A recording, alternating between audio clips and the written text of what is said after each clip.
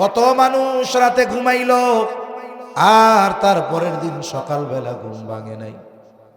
রাত্রে যখন ঘুমাই, ঘুম ভাঙলে সকাল, না ভাঙলে পরকাল। আমারও যদি আজকে রাতের ঘুমটা জীবনের শেষ ঘুম হয়ে যায়, এই চিন্তা যদি কেউ করে, দেখবেন তার মনের অবস্থা আর একরকম হবে। হয়তো সে হিসাব করেছে, হিসাবের পরে দেখা গেল আজকে তার গুনাহ বেশি, সওয়াব কম। এই যে মরার চিন্তা তাকে হয়তো তাওবার ব্যাপারে উদ্বুদ্ধ করবে। সে হয়তো একাকী নিভৃতে আল্লাহ তাআলার কাছে বলবে, আল্লাহ আজকে তো আমার পাপ বেশি, সওয়াব কম। সারা জীবনের হিসাবের গড় যদি এমনটাই হয় যে পাপ বেশি, সওয়াব কম, আর এই পাপের বোঝা নিয়ে যদি আমি আজ রাতে মারা যাই, তাহলে আগামী দিন হয়তো আমার ঠিকানা হবে জাহান্নাম। এই চিন্তা তাকে তাওবার ব্যাপারে উদ্বুদ্ধ করলো। বলে সে আল্লাহর কাছে ক্ষমা চায়, বলে আল্লাহ যে গুনাহ করেছি অতীতে আর গুনাহ করব না।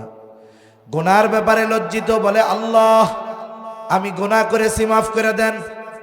ভবিষ্যতে না করার ব্যাপারে দৃঢ় প্রতিজ্ঞাবদ্ধ হলো। বান্দার হক সম্পৃক্ত কোনো পাপ তার নাই। বলে অতীতের গুনার ব্যাপারে ক্ষমা চাওয়া, লজ্জিত হওয়া, ভবিষ্যতে না করার জন্য দৃঢ় প্রতিজ্ঞাবদ্ধ হওয়া, এই তিনটা শর্ত তাওবা কবুলের। আর যদি বান্দার হক সম্পৃক্ত থাকে, বলে বান্দার হক আদায় করা। ওই যুবকটা হয়তো আল্লাহর কাছে ক্ষমা চাইল, আল্লাহ না করুন এইরকম খালিস তওবার পর ওই লোকটা যদি রাতের বেলা মারা যায়, আশা করা যায় কিয়ামতের দিন তার আমল নামায় সে গুনাহ শূন্য অবস্থায় উপস্থিত হবে। সাথে সাথে নবীজি সাল্লাল্লাহু আলাইহি ওয়াসাল্লাম তাকওয়ার আদেশ দিলেন। সাথে সাথে আল্লাহ তাআলা কোরআনুল কারীমের মধ্যে তাকওয়া অর্জনের নির্দেশ দিয়েছেন। আল্লাহ তাআলা কোরআনুল কারীমের মধ্যে বলেন, ইয়া আইয়ুহাল্লাযীনা আমানুত্তাকুল্লাহ।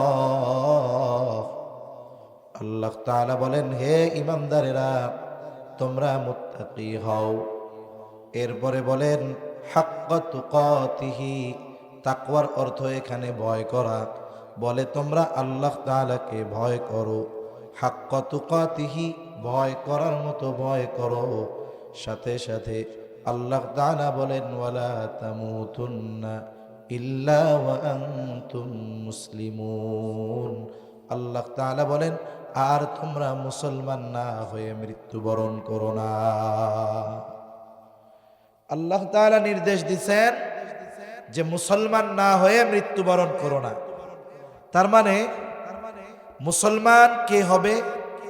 বলে মুসলমান হওয়ার জন্য বাস্তবে মুত্তাকি হওয়ার দরকার। প্রকৃত মুসলমান, আল্লাহ তাআলা যেই মুসলমান হয়ে মরার কথা বলছেন, এই মুসলমান যদি হতে হয় তাহলে আমাদের প্রকৃত মুত্তাকি হতে হবে। মুত্তাকি হওয়া প্রত্যেকটা ঈমানদারের জন্য জরুরি। আল্লাহ সুবহানাহু ওয়া তাআলা এই তাকওয়া শব্দটা কখনো সমগ্র মানুষকে উদ্দেশ্য করে বলেছেন তাকওয়া অর্জনের বিষয়, আবার কখনো ঈমানদারদেরকে উদ্দেশ্য করে তাকওয়া অর্জনের কথা বলছেন। যেমন আল্লাহ তাআলা এক জায়গায় বলেন, ইয়া আইয়ুহান নাসুত্তাকু রাব্বাকুমুল্লাযী খালাকাকুম মিন নাফসিন ওয়াহিদা। আল্লাহ তাআলা বলেন, হে মানব সম্প্রদায়, ইত্তাকু রাব্বাকুম, তোমরা তোমাদের রবকে ভয় করো। বলে রবকে? আল্লাযী খালাকাকুম মিন নাফসিন ওয়াহিদা, যিনি তোমাদেরকে একটি প্রাণ থেকে সৃষ্টি করেছেন, তিনি তোমাদের রব। তোমরা ওই রবকে ভয় করো। বলে এখানে তাকওয়ার দ্বারা উদ্দেশ্য কি? বলে তাকওয়ার একটা আছে সর্বনিম্ন স্তর, আর একটা হলো সর্বোচ্চ স্তর। বলে যখন সমগ্র মানব জাতিকে উদ্দেশ্য করে তাকওয়ার কথা বলা হয়, এখানে উদ্দেশ্য হলো ও মানব সম্প্রদায়, তোমরা ওই রবের উপরে ঈমান আনো যেই রব তোমাদেরকে একটি প্রাণ থেকে সৃষ্টি করেছে। কথা কি বুঝছেন? যখন সব মানুষ উদ্দেশ্য করে তাকওয়ার নির্দেশ আল্লাহ দিলেন, এখানে উদ্দেশ্য কি? বলে মানব সম্প্রদায় ওই রবের উপরে ঈমান আনো। কোন রব? বলে যিনি তোমাদেরকে একটি প্রাণ থেকে সৃষ্টি করেছেন। তাহলে তাকওয়ার সর্বনিম্ন স্তর হলো ঈমান আনা। যে ঈমান আনে সেও মুত্তাকি। তাহলে ঈমানদারদেরকে উদ্দেশ্য করে কোন তাকওয়ার কথা আল্লাহ বলছেন? আল্লাহ তাআলা কোরআনে বলেন, ইয়া আইয়ুহাল্লাযীনা আমানুত্তাকুল্লাহ। আল্লাহ তাআলা বলেন, হে ঈমানদারেরা তোমরা মুত্তাকি হও। তাকওয়া শব্দটা সাধারণত দুইটা অর্থে ব্যবহৃত হয়। কয়টা অর্থে? জোরে বলেন কয়টা? এক নাম্বার, তাকওয়া শব্দের এক অর্থ হলো ভয়। বলে মানুষ একটা মানুষকে সাধারণত দুইটা কারণে ভয় করে। একজন মানুষ অপর আর একজন মানুষকে সাধারণত দুই কারণে ভয় করে। বলে এক নাম্বার কারণ, যদি মানুষটা খারাপ হয় তাহলে মানুষ তাকে ভয় করে। সমাজে অনেক মানুষ আছে, মানুষটা খারাপ, সে ডেঞ্জারাস মানুষ, সন্ত্রাসী। বলেন তো এই ধরনের মানুষকে ভয় করে কি করে না? আবার সমাজের সবচাইতে উত্তম মানুষ, পরহেজগার মানুষকেও মানুষ ভয় করে। যেমন মনে করেন একজন বড় বুজুর্গ আলেমে দ্বীন, তিনি রাস্তা দিয়ে আসতেছেন। মনে করেন আজকের মাহফিলের প্রধান অতিথি যিনি, বাহাদুরপুরের পীর সাহেব হুজুর, আপনারা তাকে চিনেন জানেন। মনে করেন দুইটা যুবক এখানে দাঁড়ায় সিগারেট খাইতেছে, কথার কথা।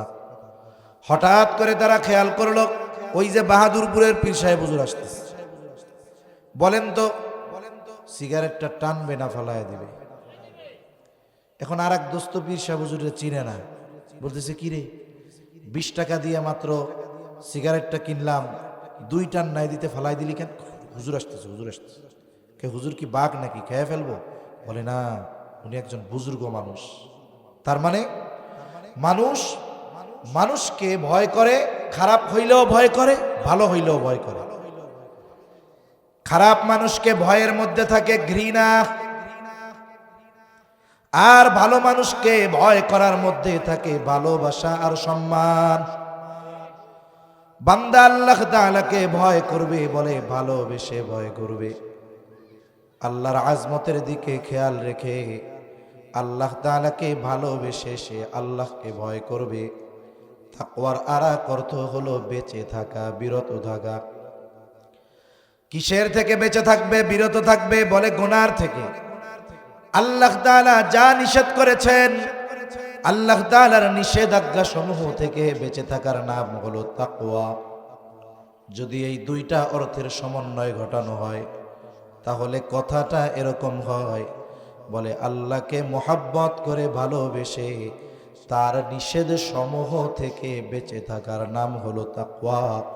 আর যেই ব্যক্তি এই কাজটা করবে ঈমানদার, ওই ব্যক্তি হলো মুত্তাকি। কথা বুঝতে পারছেন? মুত্তাকিকে বলে যে আল্লাহকে ভালোবেসে আল্লাহর নিষেধ সমূহ থেকে বেঁচে থাকে, তাকে কি বলে? মুত্তাকি বলে। এই মুত্তাকি প্রত্যেকটা মুমিনের জন্য হওয়া দরকার, আছে না নাই? আল্লাহ ঈমানদারদেরকে এরকম হইতে বলছে, যে আমার ঈমানদারেরা আমারে মোহাব্বত করে ভয় করবা আর আমার নিষেধ সমূহ থেকে বেঁচে থাকবা, এরাই হলো মুত্তাকি। আল্লাহ তাআলা কোরআনুল কারীমের মধ্যে তাকওয়ার নির্দেশ দিয়েছেন। আল্লাহ তাআলা বড় মেহেরবান, বড় দয়ালু। কোরআনুল কারীমের মধ্যে আল্লাহ তাআলা শুধু কোনো বিষয়ের আদেশ দেন এমনটা নয়, বরং সাথে সাথে ওই আদেশ বাস্তবায়ন করার পদ্ধতিও বান্দাকে যিনি শিখায়া দেন তিনি কে? যেমন মনে করেন আপনাদের এই রামখণ্ডের একজন মানুষ জীবনে কোনোদিন ঢাকা যায় নাই, কথার কথা সে কানাইপুরও যায় না। আপনি যদি সকালবেলা উঠে ওই লোক যত বয়সে বড় হোক না কেন, ওরা যদি কন কালকে সকালে তোর ঢাকা যাওয়া লাগবে, ওর কাছে মনে হবে আল্লাহ গো, আমার মাথার উপরে মনে হয় একটা পাহাড় ফালায়া দিল। এখন সে ভয়ে অস্থির, কেমনে যাবো ঢাকা? আমি জীবনে যাই নাই, জীবনে কানাইপুর গেলাম না, আমি ঢাকা কেমনে যাব? পারবো না, আমি মরিয়া যাবো, হারায়া যাবো।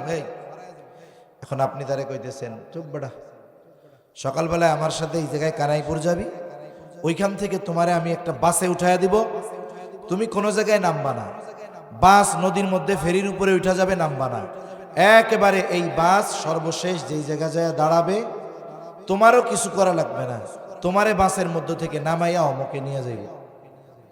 তখন কি কইব? রে ঢাকা যাওয়া এত সোজা? তার মানে আপনি যখন আদেশ দিয়েছেন, আদেশ দেওয়ার পরে তার কাছে আদেশটা কঠিন লেগেছে ঠিক, কিন্তু আদেশ বাস্তবায়ন করার পদ্ধতি বলে দেবার পর আগের মতো আর কঠিন আছে না সহজ হয়ে গেছে? আল্লাহ রাব্বুল আলামিন বান্দাকে শুধু মুত্তাকি হওয়ার নির্দেশ দেন এমনটা নয়, বরং সাথে সাথে আল্লাহ তাআলা কেমনে মুমিন মুত্তাকি হবে আল্লাহ তাআলা এটাও জানায় দেন। কোরআনুল কারীমের মধ্যে আল্লাহ তাআলা বলেন, ইয়া আইয়ুহাল্লাযীনা আমানুত্তাকুল্লাহ। আল্লাহ তাআলা বলেন, হে ঈমানদারেরা তোমরা মুত্তাকি হও। কে বলতে পারবেন মুত্তাকি কাকে বলে? কে পারবেন? হ্যাঁ হ্যাঁ, মাশাআল্লাহ, একটু টিপ দিয়া দেখলাম বাত হইছে নাকি। আমরা তো বুঝি, এখন মাহফিল বেশিরভাগ মানুষ খেয়াল দিয়ে শুনতে আসে না, দেখতে আসে। 2-3 বার বলছি এই জন্য যেন আপনাদের বললে আপনারা রিপিট করতে পারেন। এজন্য কথা শোনার সময় অ্যাটেনশন, সতর্ক থাকতে হয়। তাহলে মুত্তাকি কাকে বলে? আল্লাহকে ভালোবেসে আল্লাহর নিষেধ সমূহ থেকে বেঁচে থাকে যে সে মুত্তাকি। এটারে বলে তাকওয়া, যে এই কাজ করে তারে বলে মুত্তাকি। আল্লাহ তাআলা বলেন, হে ঈমানদারেরা তোমরা মুত্তাকি হও। আমরা জিজ্ঞাসা করলাম, আল্লাহ কেমনে মুত্তাকি হওয়া সহজ? আল্লাহ তাআলা বলেন, ওয়াকুনু মা'আস সাদিকিন।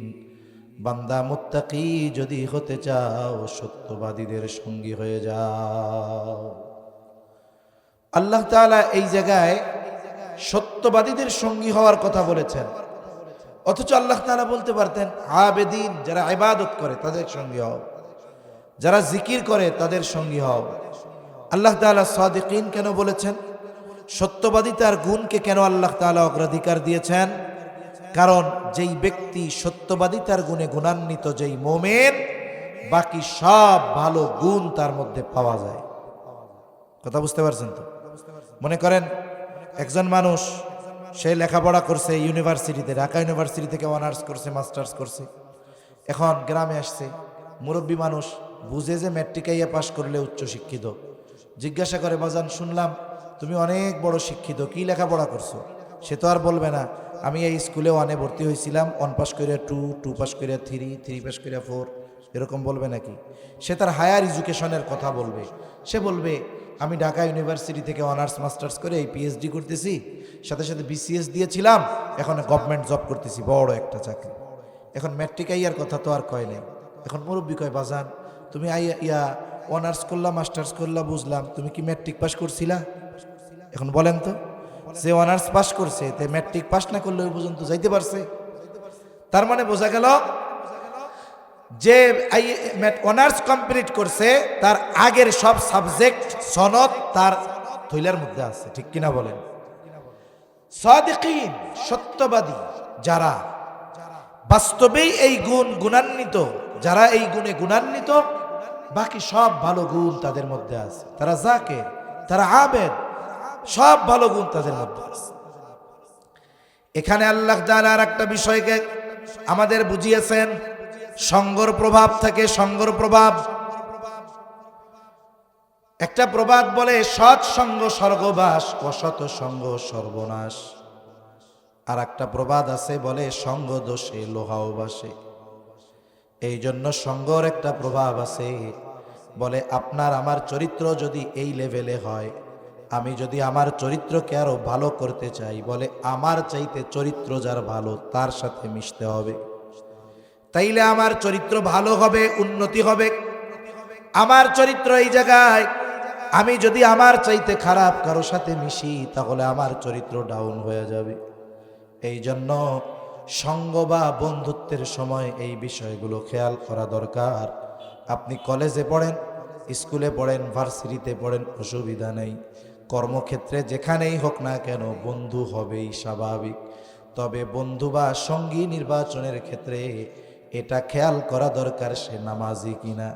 বেনামাজি যদি নামাজিরে বন্ধু বানায় তাহলে এই কারণে সে নামাজি হবে এক সময়। আর যদি নামাজি বেনামাজির সঙ্গ ধরে বলে ওই নামাজিও হয়তো এক সময় বেনামাজি হয়ে যাবে।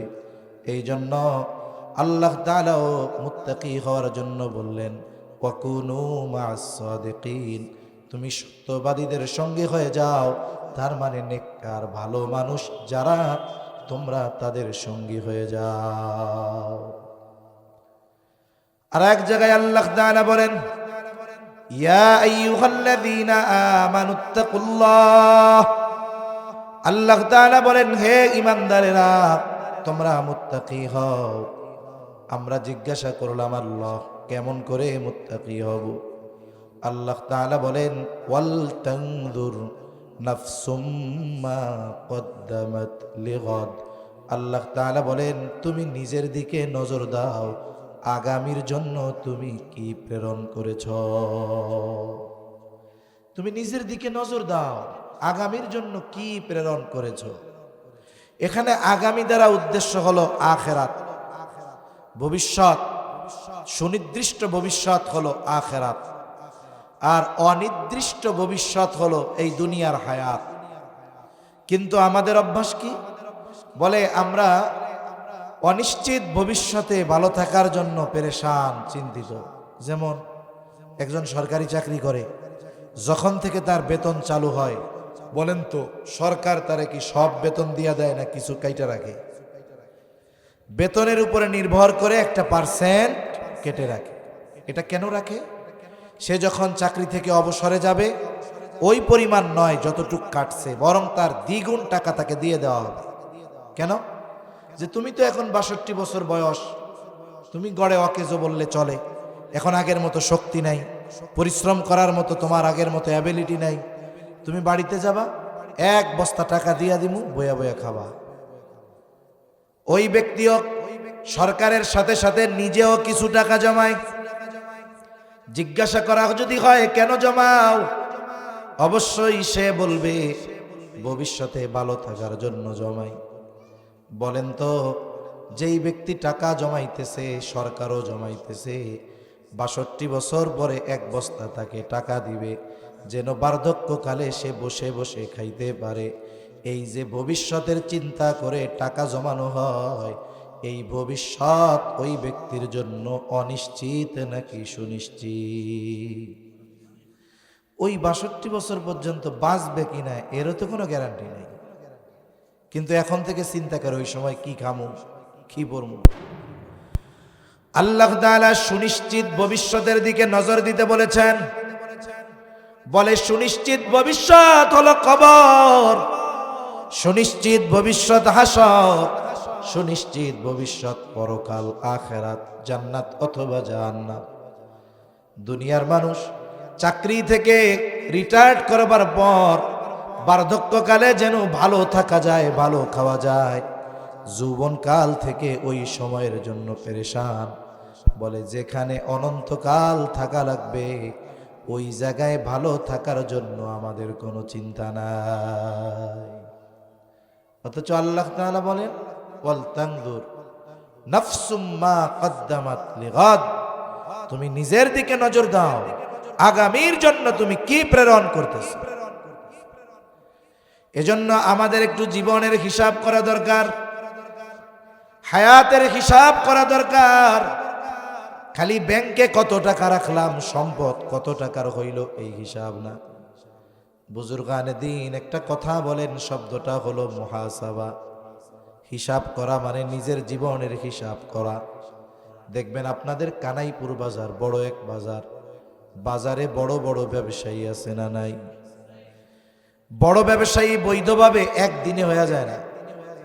এ দুনিয়ায় অনেক ব্যবসায়ীর গল্প আছে, ১০০ টাকার পুঁজি নিয়ে রাস্তার পাশে বসছে, এখন ১০০ কোটি টাকার মালিক, তার ব্যবসার ভ্যালু ১০০ কোটি টাকা। যারা প্রসিদ্ধ ব্যবসায়ী বলে বাজারের বড় বড় ব্যবসায়ীরা প্রতিদিন কিছু নিয়ম ফলো করে। বলে বাজার বন্ধ হবে 10টায়, উনি 9টায় 9:30টায় দোকানের শাটার নামায় দেয়। এইবার দোকানের মধ্যে বসে সারা দিনের হিসাব করে।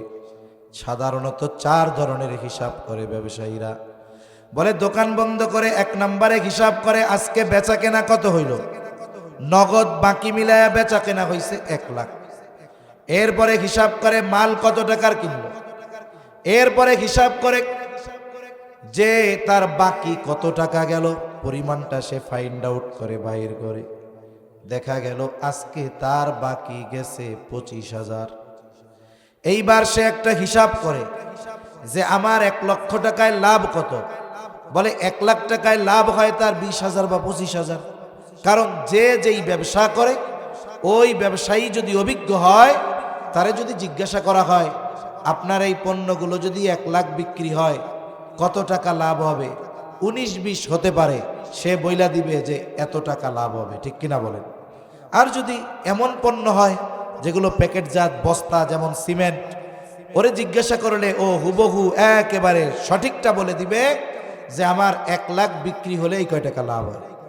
এখন হিসাব করছে তার 1 লাখ বিক্রি করলে লাভ হবে 20,000 টাকা, কিন্তু আজকে বাকি গেছে 25,000। বলেন তো আজকের লাভ তার পকেটে আছে? জোরে বলেন আছে? উল্টা আরো গাঠের থেকে গেছে কত? বাকির নাম ফাঁকি। এইবার ওই লোক চিন্তা করে এই গতিতে যদি 1 মাস আমার বিজনেস চলে তাহলে দেখা যাবে মাসের শেষে লাভ বহুদূর, আরো মূলধন থেকে বড় একটা অংশ নাই হয়ে যাবে। এইবার দোকানের কর্মচারীদেরকে কঠোর ভাষায় বলে, শোনো, আগামীকাল থেকে বাকি দিয়া 1 লাখ বেচা কেনা লাগবো না, বাদ দাও, 25,000 বাদ, যেটা বাকি গেছে। বলে প্রয়োজনে আরো 25 বাদ, বেচা কেনা হবে 50, তবে নগদে। আমার লাভ 20,000-এর দরকার নাই, 50,000 বিক্রয় করে 10,000 লাভ হবে। আগামীকাল থেকে যদি আমার বাপেও বাকি চায় 1 টাকাও বাকি দিবা না। এইবার দোকান বন্ধ করে তারা বাড়িতে চলে গেল। এর দ্বারা কি হলো? বলে রাতের আধা ঘন্টা হিসাব তাকে আগামী দিনের কর্মপন্থা নির্ধারণে সাহায্য করলো। তার আগামী দিনটা কিভাবে চলবে এটাই আধা ঘন্টার হিসাবে বের হইছে কি হয় নাই? বের হইছে। একটু পানি দিয়েন তো, পানি, একটু গরম পানি দিন। চাচা একটু সাউন্ড বাড়ানো যাবে? সুন্দর হইতেছে মাশাআল্লাহ। খুব গরম। তাহলে এই যে আধা ঘন্টার হিসাব তার আগামী দিনের কর্মপন্থা নির্ধারণে সহায়ক হলো। রাতের আধা ঘন্টা হিসাবে যদি একটা মানুষ সফল ব্যবসায়ী হতে পারে, আমি আপনি যদি রাতের কিছু অংশ সময় নিজের হায়াতের কর্মফলের হিসাব করি, সফল মানুষ হওয়া সম্ভব। কি করব? বলে রাতের বেলায় বিছানায় যখন মাথাটা লাগায় দিব 5টা মিনিট সময় নিয়ে হিসাব করব সারা দিনে আমার ভালো কাজের সংখ্যা কত, মন্দ কাজের সংখ্যা কত। একটা মানুষ একটু খেয়াল দিয়ে যদি সে হিসাব করে সারা দিনে ভালো আর মন্দ কাজের হিসাব বের করতে পারবে কি পারবে না? পারবে। মনে করেন মানুষ যখন রাতে শয় না, বিছানায় যখন শয়, আমরা তো এখন কি করি? হাতে মোবাইল নিয়ে শুইতে যাই, যার কারণে আমার পুরো চিন্তা ওই মোবাইল জুড়ে থাকে। এক সময় শয়তান আস্তে আস্তে আমার গুনার দিকে নিয়ে যায়। কিন্তু কোনো ব্যক্তি যদি রাতে বিছানায় শুয়ে একটু চিন্তা করে, হায় রে, এই ঘুমটাই যদি আমার জীবনের শেষ ঘুম হয়ে যায়, কত মানুষ রাতে ঘুমাইল আর তারপরের দিন সকালবেলা ঘুম ভাঙে নাই। রাত্রে যখন ঘুমাই, ঘুম ভাঙলে সকাল, না ভাঙলে পরকাল। আমারও যদি আজকে রাতের ঘুমটা জীবনের শেষ ঘুম হয়ে যায়, এই চিন্তা যদি কেউ করে দেখবেন তার মনের অবস্থা আর একরকম হবে। হয়তো সে হিসাব করেছে, হিসাবের পরে দেখা গেল আজকে তার গুনাহ বেশি সওয়াব কম। এই যে মরার চিন্তা তাকে হয়তো তাওবার ব্যাপারে উদ্বুদ্ধ করবে। সে হয়তো একাকী নিভৃতে আল্লাহ তাআলার কাছে বলবে, আল্লাহ আজকে তো আমার পাপ বেশি সওয়াব কম। সারা জীবনের হিসাবের গড় যদি এমনটাই হয় যে পাপ বেশি সওয়াব কম, আর এই পাপের বোঝা নিয়ে যদি আমি আজ রাতে মারা যাই, তাহলে আগামী দিন হয়তো আমার ঠিকানা হবে জাহান্নাম। এই চিন্তা তাকে তাওবার ব্যাপারে উদ্বুদ্ধ করলো। বলে সে আল্লাহর কাছে ক্ষমা চায়, বলে আল্লাহ, যে গুনাহ করেছি অতীতে আর গুনাহ করব না। গুনার ব্যাপারে লজ্জিত, বলে আল্লাহ, আমি গুনাহ করেছি, মাফ করে দেন। ভবিষ্যতে না করার ব্যাপারে দৃঢ় প্রতিজ্ঞাবদ্ধ হলো। বান্দার হক সম্পৃক্ত কোনো পাপ তার নাই। বলে অতীতের গুনার ব্যাপারে ক্ষমা চাওয়া, লজ্জিত হওয়া, ভবিষ্যতে না করার জন্য দৃঢ় প্রতিজ্ঞাবদ্ধ হওয়া, এই তিনটা শর্ত তাওবা কবুলের। আর যদি বান্দার হক সম্পৃক্ত থাকে, বলে বান্দার হক আদায় করা। ওই যুবকটা হয়তো আল্লাহর কাছে ক্ষমা চাইল, আল্লাহ না করুন এইরকম খালিস তওবার পর ওই লোকটা যদি রাতের বেলা মারা যায়, আশা করা যায় কিয়ামতের দিন তার আমল নামায় সে গুনাহ শূন্য অবস্থায় উপস্থিত হবে। আমার আগে যে হযরত বয়ান করতেছিলেন, উনি হাদিস বলছেন, আত্তাইবু মিনাজ যামবি কামান লা যামবা লা, যে তওবা করলো একবারে খাঁটি ভাবে তওবা করে নেওয়ালা, সে কেমন যেন কোনো গুনাহ করে নাই। শুনেন, চিন্তা করতে পারেন যে এটা কিভাবে সম্ভব। বলে সম্ভব। মানুষের সামান্য একটা চিন্তা তার জীবনের পুরা গতিপথ পরিবর্তন করে দিতে পারে। হাদিস থেকে আপনাদের একটা ঘটনা শোনাই। হাদিস বর্ণনাকারী হলেন আব্দুল্লাহ ইবনে মাসউদ রাদিয়াল্লাহু তাআলা। তিনি বলেন, নবীজি সাল্লাল্লাহু আলাইহি ওয়াসাল্লাম আমাদেরকে এই ঘটনাটা, মানে বনি ইসরাইলের জালেমের ঘটনা, বলে এই ঘটনা একবার দুইবার তিনবার না, বারবার নবীজি আমাদের শোনাইছেন। নবীজি বলেন, বনি ইসরাইলের এক জালেম ছিল, তার নাম হলো কিফিল। নবীজি বলেন, এমন কোনো পাপ নাই, এমন কোনো গুনাহ নাই সে করতো না। সে কি পাপ করতো বিষয়টা এমন নয়, বরং এমন কোনো পাপ নাই যে সে করতো না। এই পাপগুলার মধ্যে একটা পাপ, সে মানুষের সুদের উপরে টাকা দিত। আসেনি সুদখোর আপনার এলাকায়? অনেক জিনিস আমার মনে হয় কয়দিন পরে মাটি খুঁড়লেও পাওয়া যাবে। ব্যাংকালারা কি সুদ খায়, এর চাইতে হোমমেড সুদখোর এগুলা আরো বড় সুদখোর, ঠিক কিনা বলেন? কত বেটা আছে ঘরের মহিলাকে দিয়ে সুদি কারবারে টাকা লাগায়, আছে না নাই? হায় রে, আল্লাহ জঘন্য পাপ থেকে আমাদের হেফাজত করুক, বলি আমিন। যেহেতু আমি সুদের ব্যাপারে কথা বলতেছি না, এজন্য আমি আর ওইদিকে যাব না, আমি আমার কথাগুলাই বলি। জালেম কিফিলের একটা স্বভাব হলো, সে সুদের উপরে মানুষকে টাকা দিত। একদিন এক বিধবা সুন্দরী মহিলা বিপদে পড়ে জালেম কিফিলের কাছে আসছে। বলে, কিফিল, আমারে কিছু টাকা ধার দাও। জালেম যারা, এই সুদখোর যারা, এরা কাউরে টাকা ধার দিবে না, আপনার যতই ঘনিষ্ঠ হোক না কেন। মনে করেন সুদখোর দোকানে বয়ে বয়ে চা খাইতেছে, আপনি গিয়া বলবেন, ভাই রে বিপদে পড়ছি, 500 টাকা দে, কালকে সকালে দিমুনে। না না, টাকা নাই, মানে এমন ভাব করবে, আপনার মনে চাইবে পকেটে 10 টাকা থাকলে ওরে দিয়ে আসতাম যে তুই একটু চা পান খাইস। আর একজন রইবাস দিয়ে পাঠাবেন যে যাইয়া 1000 টাকা দাও, হাটে হাটে 100 লাভ। মানে হোমমেড সুদখোররা তো এই হিসাব করে, হাটে হাটে লাভ। এর আগে মাস আর বছর নাই। এখন আর একজন যে কয়, ভাই কিছু টাকা দরকার, লাভের উপরেই দাও, হাটে হাটে লাভ। এবার কোমরের গোসা খুলে দেখবেন মোটা বান্ডিল বের করে কত লাগবে তত নেই, ঠিক কিনা বলেন? সুদখোর, এদের দিল আল্লাহ তাআলা এমনি শক্ত বানায় দেয়, এদের চেহারার মধ্যে আল্লাহ তাআলা রুক্ষতা দিয়ে দেয়।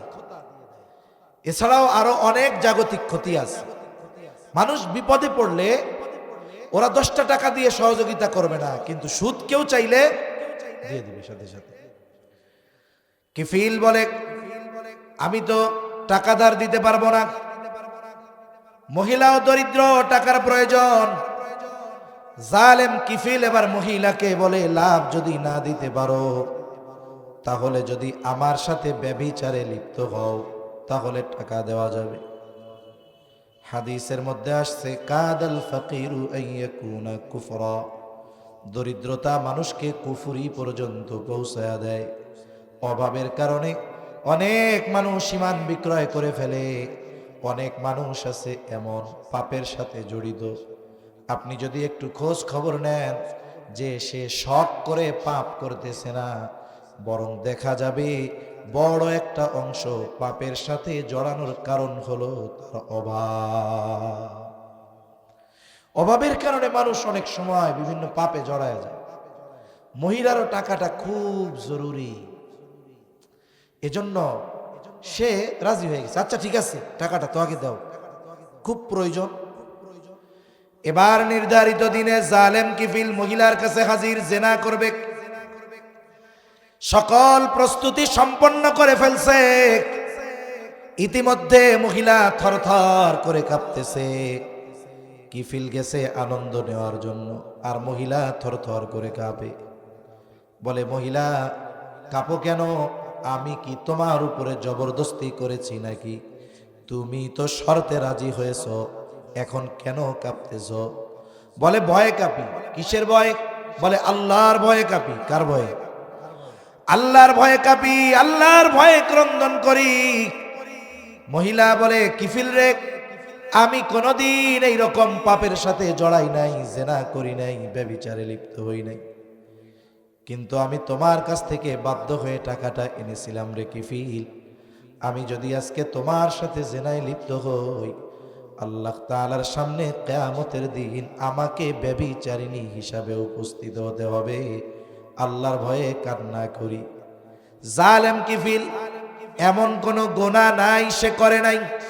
চিন্তা করেন, মহিলার এতটুকু কথা তার কান দিয়ে ঢুকে হৃদয় পর্যন্ত পৌঁছায় গেল। জীবনের গতিপথ পাল্টে গেল। কাপড় পরিধান করে জালেম কিফিল এবার বলে, মহিলা যা, তোকে আমি সাদকা করে দিলাম। হাদিসের মধ্যে আসছে 60 দিরহাম। কয় দিরহাম কর্জ দিছে? বলে, যাও, এটা আমি তোমারে সাদকা করে দিলাম। আর শুনে রাখ, আজকে থেকে আমি আর কোনো নাফরমানি করব না। খালেস তওবা করে জালেম কিফিল বাড়িতে চলে গেল। ঘটনাক্রমে রাতের বেলায় জালেম কিফিল মারা গেছে। সকালবেলায় যখন সবাই খবর পায়, আনন্দিত হয়ে গেছে, বলে, জালেম মারা গেছে, জালেম মারা গেছে। কিন্তু রাতের তওবার খবর তো তারা আর জানে না। জানে কে? জোরে গণ, আরো জোরে বলেন, কে জানে? আল্লাহ তাআলা কিফিলের দরজার মধ্যে লেখা দিছে, কদ গফারাল্লাহ, আল্লাহ তাআলা ক্ষমা করে দিছে লিল কিফিল রে, আল্লাহ ক্ষমা করে দিয়েছে। শুধু তাই না, আল্লাহ তাআলা তাকে জান্নাতে প্রবেশ করায় দিয়েছে। আর ওই বনি ইসরাইলের এক জালেম, সামান্য এক কথায় নবী বলতেছেন, একবার দুইবার এই ঘটনা যে সাহাবায়ে কেরামের সামনে নবী বলছেন তা না। আব্দুল্লাহ ইবনে মাসউদ রাদিয়াল্লাহু তাআলা আনহু বলেন, একবার দুইবার তিনবার না, বলে বারবার বহুবার নবী যে এই ঘটনা বলছে যে জালেম যে এমন কোন পাপ নাই করে নাই, আল্লাহর কাছে খালি তওবা করছে। একটু কথা মহিলার যে আল্লাহর ভয়ে ক্রন্দন করি, কাঁপতেছি, এতটুকু কথা তাকে তাওবার ব্যাপারে উদ্বুদ্ধ করেছে। আর আল্লাহ মাফ কইরা ঘোষণা করে দিছে যে আমি তারে জান্নাতে প্রবেশ করাই দিছি। সুবহানাল্লাহ। বল, সে আল্লাহ আছে না নাই? আমরা কোন দিকে আছি? আমরা কোথায় আছি? একটু জীবনের হিসাব করা দরকার। যে যুবক আছে তার হিসাব করা দরকার। যে তার বাপও এক সময় যুবক ছিল, এখন তার বাবা বৃদ্ধ হয়েছে, সময়ের পরিবর্তনে তাকেও বৃদ্ধ হতে হবে, ঠিক কিনা বলেন? যদি হায়াত থাকে, হায়াত না থাকলে যৌবনকালেই শেষ। এজন্য জীবনের হিসাব করা দরকার প্রতি রাত্রে, যে আমি আখিরাতে ভালো থাকার জন্য কি প্রেরণ করতেছি। দুইটা পদ্ধতি নিয়ে আমরা আলোচনা করলাম মুত্তাকি হওয়ার। বলে, মুত্তাকি যদি হতে হয় ভালো মানুষের সঙ্গ নিতে হবে। মুত্তাকি যদি হতে হয় আখিরাতে ভালো থাকার জন্য কি পাঠাইতেছি প্রতিদিন তার হিসাব করা লাগবে। এখন মুত্তাকি যদি হই, শুরুতে কইছি, আমরা যদি কোনো ভালো কাজ করি শুধু কি আখেরাতের লাভ না দুনিয়ারও লাভ আছে? আসেন দুনিয়ার একটু লাভ বইলা বাকি কথা বলে শেষ করে দেই। দুনিয়ার লাভ কি? দুনিয়ায় যদি মানুষ এই গ্যারান্টি পায় যে যে বিপদেই পড়ুক না কেন ওই বিপদ থেকে বের হওয়ার রাস্তা তার জন্য রেডি হয়ে যাবে। আর একটা হলো রিজক। রিজকুন শব্দের অর্থ জীবন উপকরণ। এ জীবনে হায়াতে যা লাগে বলে সব রিজক। একজন নেককার বিবি উত্তম রিজক, নেককার সন্তান উত্তম রিজক, সম্মান এটাও রিজকের অন্তর্ভুক্ত, টাকা পয়সা রিজকের অন্তর্ভুক্ত, সুস্থতা রিজকের অন্তর্ভুক্ত। এখন কোনো ব্যক্তি যদি এই নিশ্চয়তা পায় যে এই জীবন উপকরণ এ দুনিয়ায় চলতে যতটুকু প্রয়োজন অতটুকুর নিশ্চয়তা যদি কাউকে দেওয়া হয় আর বিপদে পড়লে ওইখান থেকে বের হওয়ার রাস্তা পেয়ে যাবে সে, এই নিশ্চয়তা যদি কেউ পেয়ে যায়, বলেন তো দুনিয়ায় তার আর কিছুর প্রয়োজন আছে? জোরে বলেন আছে? আল্লাহ তাআলা কি বলেন? আল্লাহ তাআলা বলেন وَمَن يَتَّقِ اللَّهَ يَجْعَل لَّهُ مَخْرَجًا وَيَرْزُقْهُ مِنْ حَيْثُ لَا يَحْتَسِبُ। আল্লাহ তাআলা বলেন মান ইয়াত্তাকিল্লাহ, যে আল্লাহকে ভয় করে, তার মানে যে মুত্তাকি, তার মানে যেই ব্যক্তি আল্লাহকে ভালোবেসে আল্লাহর নিষেধ সমূহ থেকে বেঁচে থাকে, ওই ব্যক্তি হলো মুত্তাকি। ও যদি কোন মুসিবতে পড়ে বিপদে পড়ে আল্লাহ তাআলা বলেন ইয়াজআল লাহু মাখরাজা, দুনিয়ায় ওই মুত্তাকির উপরে বিপদ আসতে পারে তবে ওই বিপদ থেকে বের হওয়ার রাস্তার ব্যবস্থা করে দিবেন কে? এরপরে আল্লাহ তাআলা বলেন ওয়ায়ারযুকুহু মিন হাইথু লা ইয়াহতাসিব, বলে মুত্তাকি যদি হয়ে যায় শুধু বিপদ থেকে বাঁচার ব্যবস্থা হবে এমনটা নয়, আল্লাহ তাআলা কল্পনাতীত ধারণাতীত জায়গা থেকে মুত্তাকির জন্য রিজিকের ব্যবস্থা আল্লাহ তাআলা করে দিবে।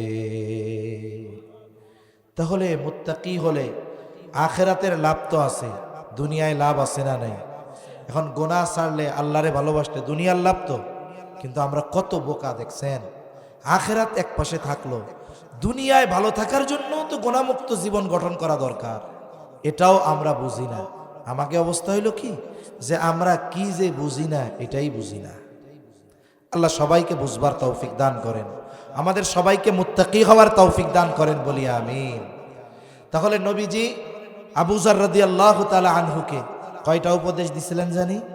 তিনটা। এক নাম্বার, যেখানেই থাকো না কেন কাকে ভয়?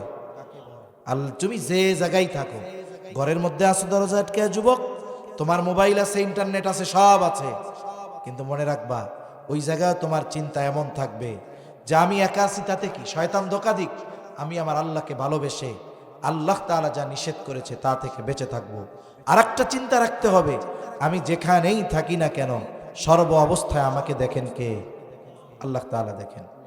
আমি আপনি যদি কোনো পাথরের মধ্যে যাইতে পারি, বলে যেই পাথরে ঢোকারও ব্যবস্থা নাই বের হওয়ারও ব্যবস্থা নাই, যাওয়াই তো সম্ভব না, বলে ওই অসম্ভবকেও যদি কেউ সম্ভব করে, ওই পাথরের মধ্যে কোনো আমল করে সরিষা দানা পরিমাণ, ওটাও দেখেন কে? আল্লাহ তাআলা দেখেন।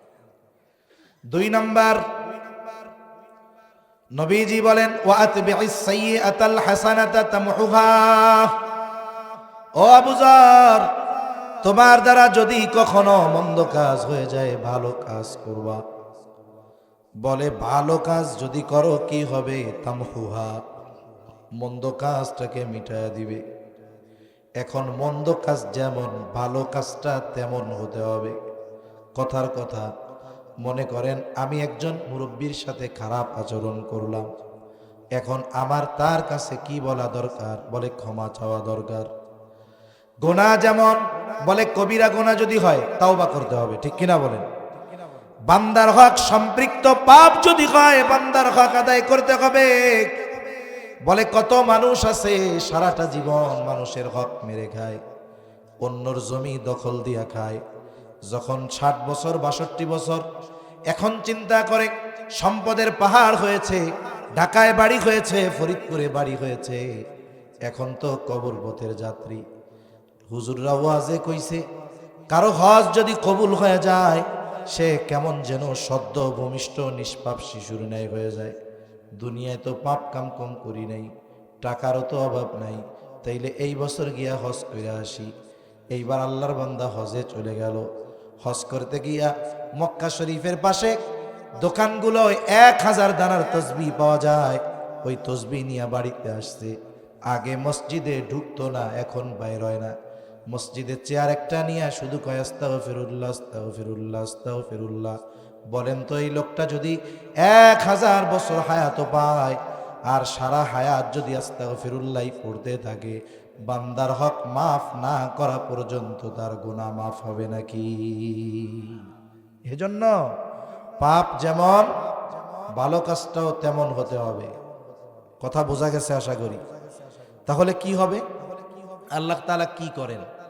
বান্দা যখন কোনো গুনাহ করে, গোনার পরে যখন খালেস তাওবা করে, যেমন যখন ভুল হইতো আগে লেখার মধ্যে, ভুল হইলে ওইটারে ফ্লুয়েড কালি নাকি সাদা দিয়া মুইসা দিত। এখন ওইখানে যদি ওই রকম সাদাই থাকে তাইলে বুঝতে পারবে যে এখানে নিশ্চয়ই কোনো ভুল হয়েছিল, ঠিক কিনা? আরে আমল নামায় যেন এরকম কিছু ফিরিস্তারা দেখতে না পারে, এজন্য আল্লাহ কি করেন? আল্লাহ বলেন, ইল্লা মান তাবা ওয়া আমানা ওয়া আমিলা আমালান সলিহা ফাউলাইকা ইউবাদদিলুল্লাহু সাইয়্যাতিহিম হাসানাত। আল্লাহ তাআলা বলেন ইল্লা মান তাবা, যে তাওবা করলো। তারপরে কি বলে? ওয়া আমিলা আমালান সলিহা, তাওবা করার পর যে আমলে সালেহ করে, আল্লাহ তাআলা বলেন ফাউলাইকা ইউবাদদিলুল্লাহু সাইয়্যাতিহিম হাসানাত। আল্লাহ তাআলা তার মন্দ কাজগুলোকে নেকের কাজ দ্বারা বদল করে দেয়। আর জোরে কন্যা সুবহানাল্লাহ। তাহলে বোঝা গেল কি মন্দ কাজ হতেই পারে। কারণ তিরমিজির এক বর্ণনার মধ্যে আসছে, নবীজি বলেন, বনি আদম যদি গোনা না করত, পাপ না করত, ফিরিস্তাদের মতো হইতো, এরকম যদি হইতো, তাহলে আল্লাহ তাআলা অন্য আর এক জাতি সৃষ্টি করতেন, তারা গোনা করত, তবে আল্লাহর কাছে ক্ষমা চাইতো আর আল্লাহ তাদেরকে মাফ করে দিতেন। সুবহানাল্লাহ বলেন। আল্লাহর নবী বলেন, কুল্লু বানি আদমা খাত্তাউন, প্রত্যেকটা বনি আদম পাপী, তবে সর্বোত্তম পাপী কোনটা? বলে যে পাপ করে পাপের উপরে স্থির থাকে না, বরং সে তাওবা করে, বলে এটা হলো উত্তম পাপী। সুবহানাল্লাহ। তাহলে আমাদের উচিত, যদি আমাদের দ্বারা কখনো কোনো মন্দ কাজ, পাপের কাজ হয়ে যায়, ওর উপরে ইস্তেকামতের সাথে না থেকে ওই পাপের জন্য অনুশোচনা করে পাপ কাজটা ত্যাগ করে ভবিষ্যতে না করার ব্যাপারে দৃঢ় প্রতিজ্ঞাবদ্ধ হওয়া জরুরি। 3 নাম্বার উপদেশ নবীজি বলেন, ওয়া খালিকিন নাসা বিখুলুকিন হাসানিন। আবু যর, মানুষের সাথে সদাচরণ করবা। এই সদাচরণ দ্বারা উদ্দেশ্য হলো মানুষের হক আদায় করবা।